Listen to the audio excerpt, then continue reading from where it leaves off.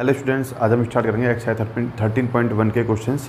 तो question number first, आपको सिर्फ मैग्नीट्यूड निकालना है, परिमाण निकालना है, ठीक है ना। अंडर रूट के अंदर आप उनका स्क्वायर करते हुए आप मैग्नीट्यूड निकाल लोगे। हम क्वेश्चन नंबर सेकंड से स्टार्ट करेंगे। क्वेश्चन नंबर सेकंड है write two different vectors having same magnitude, ठीक है ना। तो समान परिमाण वाले हमें दो सदिश लिखने हैं जिनका मैग्नीट्यूड तो सेम होना चाहिए, डायरेक्शन कुछ भी हो सकती है, ठीक है ना। तो डिफरेंट वेक्टर्स तभी होंगे तब उनके डायरेक्शन अलग अलग होंगे, ठीक है। मैग्नीट्यूड हमें सेम चाहिए लेकिन डायरेक्शन उनका अलग अलग होना चाहिए, तो हम उनको डिफरेंट वेक्टर्स बोल सकते हैं, ठीक है। तो सॉल्यूशन में देखेंगे किस तरीके से। माना मैंने लिखा ए वेक्टर कुछ भी लिख दो। मान लो आपको लिख दिया आई कैप प्लस जे कैप प्लस के कैप, ठीक है ना। तो इसका जो मैग्नीट्यूड है मॉडुलस ऑफ ए वेक्टर वो आपको √3 मिलेगा। बात समझ में आई।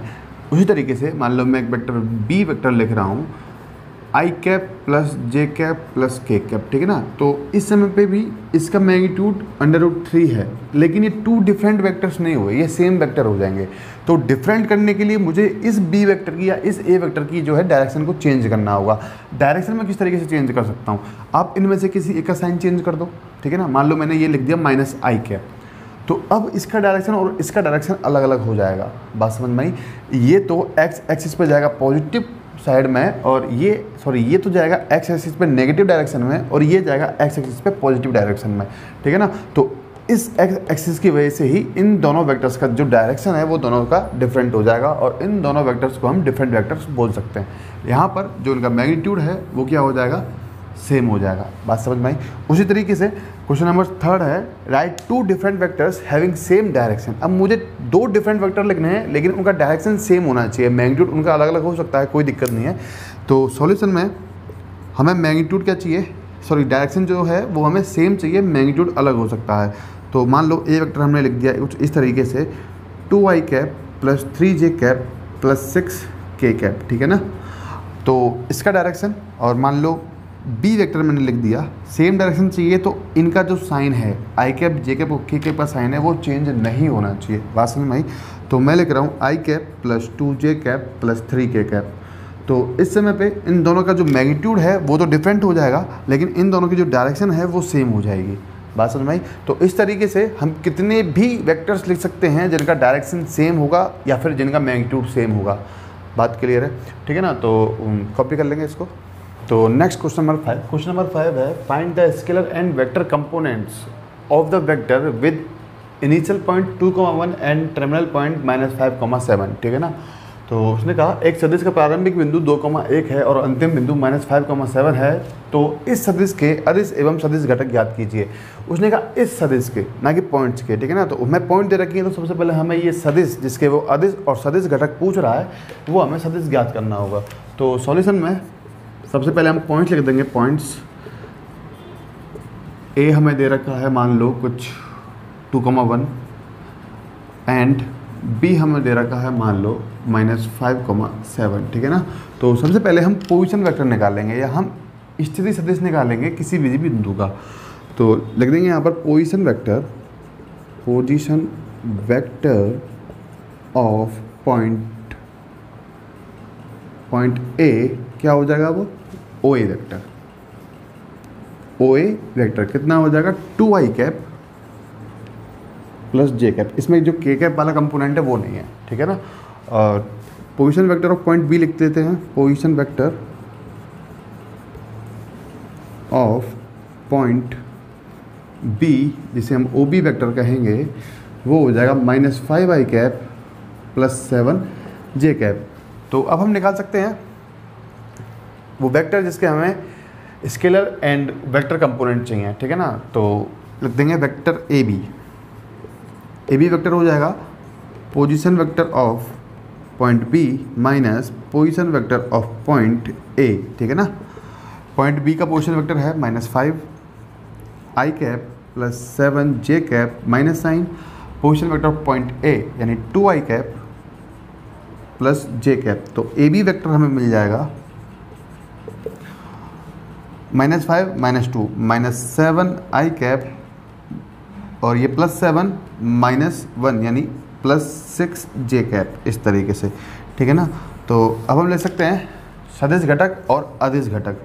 अगर हम लिखें स्केलर कंपोनेंट, स्केलर कंपोनेंट या हम इसे कहते हैं अदिश घटक, अदिश घटक, तो क्या हो जाएंगे वो ए बी वेक्टर के, लिख सकते हैं हम यहाँ पर -7, 6 without I cap and J cap, ठीक है ना। हमने बताया था आपको अदिश घटक सिर्फ -7 और 6 होगा without I cap and J cap, ठीक है ना। अदिश घटक की बात हम जब कर रहे हैं और जब हम कर रहे हैं वेक्टर कंपोनेंट की बात, वेक्टर कंपोनेंट या हम इसे कहते हैं सदिश घटक, सदिश घटक, तो वो हमें आई कैप जे कैप के साथ लिखना है। तो ये हो जाएगा -7 आई कैप कॉमन लगाते हुए 6 जे कैप, ठीक है ना। तो इस तरीके से हम किसी भी वेक्टर के स्केलर कंपोनेंट और वेक्टर कंपोनेंट लिख सकते हैं। बात समझ में आई, ठीक है ना। तो कॉपी कर लेंगे इसे। तो next question number 6 and 7। Question number 6 में आपको A vector B vector C vector का योग करना है, ठीक है ना, मतलब सम करना है, तो वो आप कर सकते हैं। एंड क्वेश्चन नंबर 7 में आपको ए वेक्टर का यूनिट वेक्टर या इकाई सदिश ज्ञात करना है, मात्रक सदिश ज्ञात करना है, तो वो भी आप कैलकुलेट कर सकते हो। तो हम क्वेश्चन नंबर 8 करेंगे। क्वेश्चन नंबर 8 है find the unit vector in the direction of vector P Q where P and Q are the points 1 2 3 and 4 5 6 respectively. तो उसने कहा सदिश पी क्यू के अनुदिश मात्रक सदिश हमें ज्ञात करना है ना, जहाँ बिंदु पी और क्यू क्रमशः हमें दे रखे हैं 1 2 3 एंड 4 5 6, ठीक है। तो सबसे पहले सॉल्यूशन में पॉइंट्स लिख लेते हैं। गिवन पॉइंट्स दे रखे हैं P 1 2 3 एंड Q 4 5 एंड 6, ठीक है ना। तो पोजीशन वेक्टर निकालेंगे सबसे पहले। वेक्टर निकालने के लिए सबसे पहले हम क्या निकालते हैं, पोजीशन वेक्टर, ठीक है ना। Position vector of point P कितना आ जाएगा, जैसे हम OP वेक्टर कहेंगे, क्या कहेंगे हम, OP वेक्टर कितना हो जाएगा, I cap plus 2 J cap plus 3 K cap. बात समझ में आई, ठीक है ना। And position vector, position vector of point Q जिसे हम OQ वेक्टर कहेंगे, वो हो जाएगा 4I cap plus 5J cap plus 6K cap. बात समझ में आई, ठीक है ना। तो हमें PQ वेक्टर का यूनिट वेक्टर निकालना है, ठीक है ना, मात्रक सदिश निकालना है। तो सबसे पहले हम PQ वेक्टर निकालेंगे। तो जो PQ वेक्टर है वो हो जाएगा position vector of point Q minus position vector of point P। क्या लिखेंगे, बिंदु Q का स्थिति सदिश माइनस बिंदु P का स्थिति सदिश। बात समझ में आई, ठीक है ना। तो हमने जो पोजीशन वेक्टर है या स्थिति सदिश है वो हमने निकाल लिया यहाँ पर। तो लिख देंगे 4I cap plus 5J cap plus 6K cap minus sign I cap plus 2J cap plus 3K cap, इस तरीके से, ठीक है ना। तो सॉल्व करेंगे PQ वेक्टर को। PQ वेक्टर कितना मिलेगा, 4 माइनस 1 3I कैप, ठीक है ना, 5 minus 2 plus 3J cap, 6 minus 3 means 3K cap. बात समझ में आई। तो जो PQ वेक्टर है वो हमारे पास आ गया 3I cap plus 3J cap plus 3K cap. अब हमें निकालना है इस PQ वेक्टर का मात्रक सदिश या यूनिट वेक्टर। तो इसका यूनिट वेक्टर हो जाएगा PQ कैप, जिसे हम लिखेंगे PQ vector upon modulus of PQ vector. तो हमें सबसे पहले मॉडुलस ऑफ PQ वेक्टर निकालना है। कितना हो जाएगा, under root 3 square plus 3 square plus 3 square. बात समझ में आई ना, 3I cap plus 3J cap plus 3K cap, मतलब 3 square plus 3 square plus 3 square, it means ये हो जाएगा 9 plus 9 plus 9 under root 27 modulus of PQ vector. तो यूनिट वेक्टर निकालेंगे, इस फॉर्मूले में वैल्यूज पुट कर देंगे। PQ cap is equal to 3I cap plus 3J cap plus 3K cap, हमने लिखा PQ vector upon modulus of PQ vector, कितना हो जाएगा, अंडर रूट 27। तो PQ कैप जो फाइनल है, PQ कैप इकाई सदिश या यूनिट वेक्टर, वो कितना आ जाएगा, 3 upon under root 27I cap plus 3 upon under root 27J cap plus 3 upon under root 27K cap, ठीक है ना, इस तरीके से।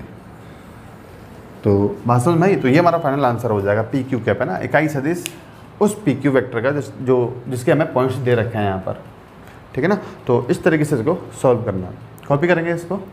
Next question number 9 and 10। Question number 9 और 10 आप लोगों को खुद को करना है, ठीक है ना। तो मैं आपको बता देता हूँ, क्वेश्चन नंबर 9 जो है वो आपके एग्जाम्पल नंबर 6 के जैसे हो जाएगा जो हम कर चुके हैं, और क्वेश्चन नंबर 10 जो है वो आपके एग्जाम्पल नंबर 5 के जैसे हो जाएगा, ये भी हम कर चुके हैं ना। तो ये दोनों क्वेश्चंस आप लोग सॉल्व करोगे। हम क्वेश्चन नंबर 11 करेंगे, और क्वेश्चन नंबर 11 करने से पहले एक बात जो हमारे सीखने की है वो हम सीख लेते हैं, कंडीशन फॉर कोलिनियरिटी। क्या लिख रहे हैं हम यहाँ पर, आप भी इसको नोट डाउन कर लोगे। कंडीशन फॉर कोलिनियरिटी, है ना, या हम इसे समझें संरेखीय होने की शर्त, ठीक है ना। दो वेक्टर्स के बारे में बात करेंगे। अगर दो वेक्टर्स अगर कोलिनियर हैं तो उनके बीच में जो कंडीशंस हैं वो क्या क्या हो सकती हैं, ठीक है ना। तो उसको समझने के लिए मैं यहाँ पर 3 वेक्टर्स ले रहा हूँ। मान लो ये मैंने लिया ए वेक्टर, ये मैंने लिया बी वेक्टर, और इस तरीके से मैंने ये लिया सी वेक्टर, ठीक है ना। तो सबसे पहले हम बात कर रहे हैं ए वेक्टर और सी वेक्टर की। यहाँ पर देखो ए वेक्टर और सी वेक्टर का जो डायरेक्शन है वो क्या है, सेम है दोनों का। तो लेकिन इन दोनों में डायरेक्शन सेम है तो इनमें डिफरेंस क्या होगा, सिर्फ मैग्नीट्यूड का, इनके परिमाण का, है ना। अगर दिशा एक ही है तो इन दोनों में जो डिफरेंस होगा वो किस चीज़ का होगा कि इनका परिमाण अलग अलग हो सकता है, ऐसा भी तो हो सकता है, या इक्वल हो सकता है। लेकिन हम मान के चल रहे हैं कि ए वेक्टर कुछ इतना बड़ा है तो इन दोनों में साफ दिख रहा है कि ये वेक्टर बड़ा है, ये वेक्टर छोटा है, तो हम बोल सकते हैं कि डायरेक्शन तो सेम है लेकिन इन दोनों में जो डिफरेंस है वो क्या है, मैग्नीट्यूड का। तो उस चीज़ को मैं यहाँ दर्शाता हूँ इस तरीके से कि मैंने लिखा A vector is equal to lambda C vector, ठीक है ना। इन दोनों का जो डायरेक्शन है इस समय पे वो तो सेम है, लेकिन इन दोनों में जो डिफरेंस है वो किसका है, इस लैम्डा का। और ये लैम्डा किस चीज़ को रिप्रेजेंट कर रहा है, उस मैग्नीट्यूड को, ठीक है ना, परिमाण को। तो इस तरीके से मैं लिख सकता हूँ, बात समझ में आई। फिर मैं ए वेक्टर एंड बी वेक्टर की बात करूँ। अब यहाँ देखो इन दोनों का डायरेक्शन क्या हो गया, अपोजिट हो गया। दोनों का डायरेक्शन क्या है, दिशा क्या है, अलग अलग है। और इन दोनों का एक तो डायरेक्शन अलग है, दूसरी बात क्या, इन दोनों का जो मैग्नीट्यूड है, जो परिमाण है वो भी क्या होगा, अलग हो सकता है। तो इस चीज़ को मैं कैसे रिप्रेजेंट करूँगा, इस तरीके से कि A vector is equal to minus lambda B vector. बात समझ में आई, ठीक है ना। इस समय पे देखो माइनस साइन से हमें क्या पता चला कि इन दोनों वेक्टर्स का जो साइन है वो क्या है, साइन क्या, जो डायरेक्शन है वो क्या है, अलग अलग है। और जो इनका इनमें और क्या डिफरेंस हो सकता है, उस मैग्नीट्यूड का, परिमाण का। तो उसको मैंने इस लैम्डा से यहाँ पर शो किया। अब इन दोनों बातों को मैं एक ही इक्वेशन में लिख रहा हूँ, और वो क्या है, वही कंडीशन है कोलिनियरिटी की या संरेखीय होने की शर्त। और वो आ जाएगा इस तरीके से कि A vector is equal to plus minus lambda B vector. बात समझ में आई, ठीक है ना। तो इन दोनों वेक्टर्स में जो डिफरेंस होगा वो किसका होगा, या तो डायरेक्शन का होगा। तो डायरेक्शन को तो हमने प्लस या माइनस से शो किया। अगर इन दोनों का डायरेक्शन सेम है तो प्लस साइन आएगा, अगर इन दोनों का डायरेक्शन जो है वो अपोजिट है तो माइनस साइन आएगा। दूसरी बात, उन दोनों में एक चीज़ का डिफरेंस और हो सकता है, वो है मैग्नीट्यूड या परिमाण। तो उसको हमने इस लैम्डा से शो किया। बात समझ में आई।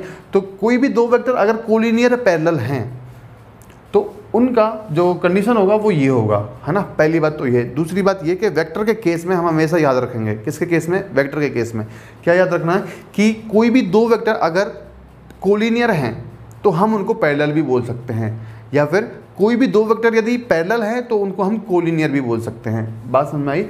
एक बार और समझेंगे।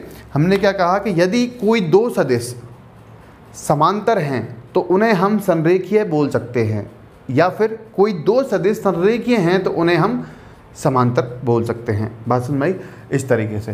तो ये कंडीशन आप लिख लोगे कॉपी पे। हम एग्जाम्पल नंबर 11 यहाँ पर सॉल्व करते हैं। सॉल्यूशन में ये कंडीशन लिख लेंगे आप लोग, मैं रफ कर रहा हूँ।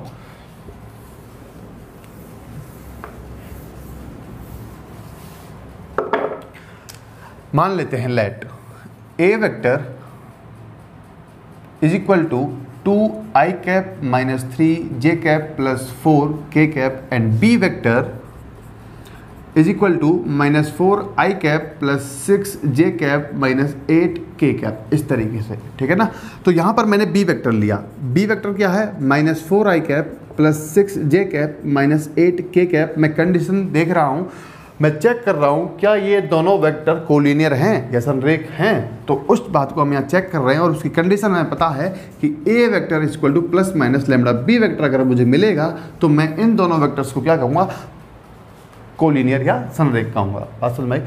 तो यहाँ पर देखो, अगर मैं इस बी वेक्टर को सॉल्व करूँ तो -2 कॉमन लेने पर मुझे मिल जाएगा 2i cap minus 3j cap plus 4k cap. बात समझ में आई। और यही हमें क्या दे रखा है, ए वेक्टर। तो क्या मैं लिख सकता हूँ B vector equal to -2a vector, और यही क्या है हमारे कोलिनियरिटी की कंडीशन है कि आपको ऐसा कुछ मिले तो आप बोलोगे कि वेक्टर ए, क्या बोलोगे आप कि vector A and B are collinear. ठीक है ना, क्या लिखेंगे कि सदिश ए वेक्टर तथा बी वेक्टर संरेखीय हैं। बात समझ में आई। इस तरीके से तो इसको थोड़ा सा ध्यान में रखेंगे आप।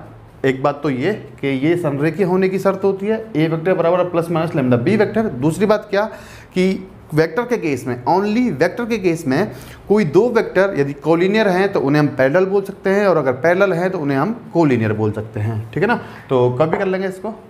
Next question number 12 and 14। ठीक है ना, हम क्वेश्चन नंबर 13 करेंगे। क्वेश्चन नंबर 12 एंड 14 आपको करना है। आपको बता देता हूँ, क्वेश्चन नंबर जो 12 है वो आपके एग्जाम्पल नंबर 8 के जैसे होगा, एंड क्वेश्चन नंबर जो 14 है वो आपके एग्जाम्पल नंबर 9 के जैसे होगा। ठीक है ना, एंड ये दोनों ही एग्जाम्पल्स हम पिछली वीडियो में पढ़ चुके हैं। बिल्कुल सिमिलर क्वेश्चन है ये, आपको खुद को करना है। मैं चाहता हूँ आप खुद करें इनको, आप खुद से करोगे तो ही आपको आने लगेगा। ठीक है ना, अगर नहीं होते हैं तो आप लोग कमेंट सेक्शन में पूछ लेंगे, उसके बाद हम इन्हें समझ सकते हैं, मैं समझा दूंगा इनको। क्वेश्चन नंबर 13 है ना, थोड़ा सा कन्फ्यूजन है इसमें क्वेश्चन नंबर 13 में, क्योंकि इंग्लिश मीडियम की जो बुक है उसमें क्वेश्चन कुछ और है, एंड हिंदी मीडियम की जो बुक है उसमें क्वेश्चन कुछ और है। इंग्लिश मीडियम की बुक में पूछा है find the position vector of the mid point of the vector joining 2 points. ठीक है ना, vector joining the points P and Q. उसने पूछा है position vector of mid point. ठीक है ना, यहाँ केवल पूछा है उसने कि दो बिंदुओं पी और क्यू को बनाने वाले सदिश का मध्य बिंदु, यहाँ बिंदु पूछा है और यहाँ उस बिंदु का पोजीशन वेक्टर पूछा है, तो दोनों ही हम निकाल लेते हैं। बात समझ में आई। तो सॉल्यूशन में सबसे पहले लिख लेंगे पॉइंट्स पी एंड क्यू हमें दे रखे हैं। पी दे रखा है हमें 2, 3 एंड 4, एंड क्यू हमें दे रखा है 4, 1 एंड -2। आपको पता है जब हमने खंड सूत्र पढ़ा था तो खंड सूत्र में हमने इस पॉइंट को P और इस पॉइंट को हमने Q माना था। ठीक है ना, और इसका पोजीशन वेक्टर के लिए हमने यहाँ ओरिजिन माना, और इस OP वेक्टर को हमने कहा था A वेक्टर। ठीक है ना, OP वेक्टर को हमने क्या कहा था, A वेक्टर, एंड इस OQ वेक्टर को हमने कहा था B वेक्टर। ठीक है ना, और ये था PQ वेक्टर। तो उसने कहा कि एक पॉइंट है R जो इन दोनों पॉइंट्स को मिड पॉइंट पे, यानी कहाँ पर, मध्य बिंदु पे, इन दोनों इस वेक्टर को मध्य बिंदु पे डिवाइड करता है। बात समझ में आई। ठीक है ना, तो हमें हिंदी मीडियम में तो ये पॉइंट पूछा है, एंड इंग्लिश मीडियम में हमें ये जो आर वेक्टर है ये पूछा है। बात समझ में आई। ठीक है ना, तो दोनों ही निकाल लेंगे। इन दोनों का रेशियो है हमारे पास 1:1। तो हमने पढ़ा था कि यदि हमें यहाँ पर आर वेक्टर चाहिए तो वो हो जाएगा B vector plus A vector upon 2, या बोलो A vector plus B vector upon 2। ठीक है ना, तो सबसे पहले पोजीशन वेक्टर निकालेंगे पॉइंट P जो A वेक्टर है, उसके बाद Q जो B वेक्टर है। तो लिखेंगे position vector of point P, जैसे हम OP वेक्टर कहेंगे तो OP वेक्टर को लिख सकते हैं हम यहाँ पर A vector is equal to 2i cap plus 3j cap plus 4k cap. ठीक है ना, and position vector of point Q जिसे हम OQ वेक्टर कह रहे हैं, क्या हो जाएगा, OQ vector is equal to B vector, क्या हो जाएगा 4i cap plus j cap minus 2k cap. यदि हमें R वेक्टर निकालना है, हमारे पास डायरेक्टली R वेक्टर आ जाएगा। जो इंग्लिश मीडियम में पूछा है वो हम डायरेक्ट निकाल सकते हैं यहाँ से। तो जो R वेक्टर है वो हो जाएगा A vector plus B vector by 2। ठीक है ना, खंड सूत्र से, सेक्शन फॉर्मूला से। ठीक है ना, तो R वेक्टर इक्वल टू मिल सकता हूँ, A वेक्टर कितना है 2i cap plus 3j cap plus 4k cap. ठीक है ना, प्लस B वेक्टर है हमारे पास 4i cap plus j cap minus 2k cap, इस तरीके से अपॉन 2। ठीक है, तो ये थोड़ा सा डायग्राम हम रफ कर रहे हैं, ये फॉर्मूला भी। तो यहाँ पर जो R वेक्टर है वो आ जाएगा 2 + 4 6i cap plus 3 + 1 4j cap and 4 - 2 यानी +2 k कैप, इस तरीके से अपॉन 2, और इस 2 को अलग अलग डिवाइड करना है तो r वेक्टर हमें मिलेगा 3i cap +2j cap plus k cap. तो जो पोजीशन वेक्टर उसने पूछा था इंग्लिश मीडियम में, position vector of the mid point, वो हमने निकाल लिया। अब हिंदी मीडियम वाली बुक में पूछा है कि इन दोनों बिंदुओं को मिलाने वाले सदिश का मध्य बिंदु ज्ञात कीजिए। तो उस पॉइंट R के जो कोऑर्डिनेट्स हैं वो हमें लिखने हैं, और वो हो जाएंगे 3, 2 and 1, 3, 2 and 1, ठीक है ना। तो ये हमारे पास दोनों आंसर आ गए। बात समझ आई, ठीक है ना। तो इस तरीके से हम क्वेश्चन को सॉल्व कर सकते हैं। तो कॉपी कर लेंगे। इसके बाद हम नेक्स्ट लेक्चर में पढ़ेंगे प्रोडक्ट, ठीक है ना, दो वेक्टर का प्रोडक्ट, या हम गुणनफल कहते हैं उसको। तो आज के लिए इतना ही, बाकी हम नेक्स्ट वीडियो में पढ़ेंगे। Thank you.